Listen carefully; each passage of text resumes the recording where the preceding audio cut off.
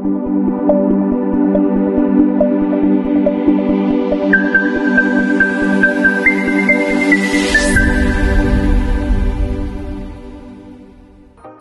semua, kembali bersama saya, Wan Anis. Hari ini kita berada di MRTC untuk melihat pameran Hari Tibet Negara.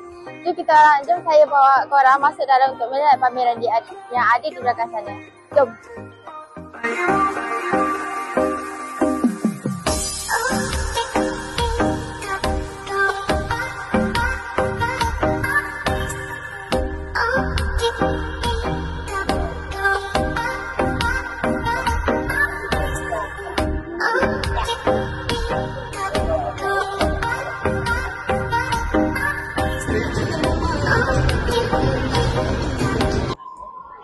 Sekarang saya berada di booth PBMT Melaka Tengah, Teknikal Automotif. Sekarang saya bersama saudara Arif. Saudara, apakah produk inovasi dari bengkel automotif Melaka Tengah yang dibawa pada hari ini? Okey, Assalamualaikum warahmatullahi wabarakatuh. Okey, saya Muhammad Arif. Saya wakil daripada booth teknologi automotif KB Melaka Tengah. Okey, inovasi yang kami bawakan pada hari ini adalah antaranya yang kami pamerkan di sini adalah enjin.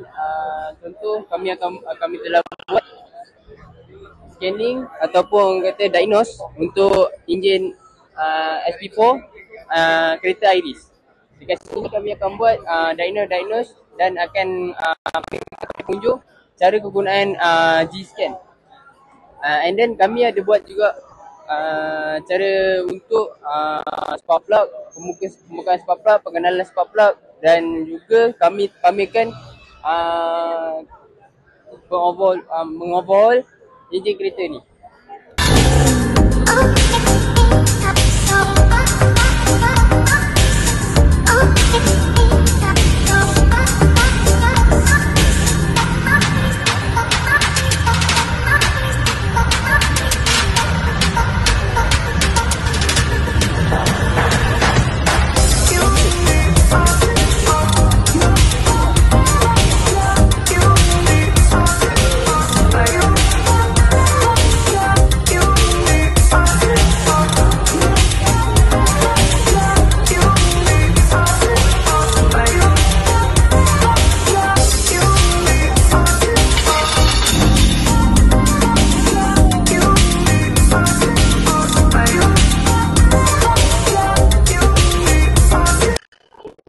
Guys, itu sudah pameran kita pada hari ini.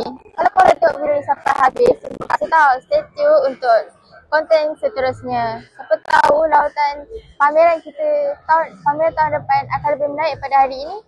Sekian, terima kasih.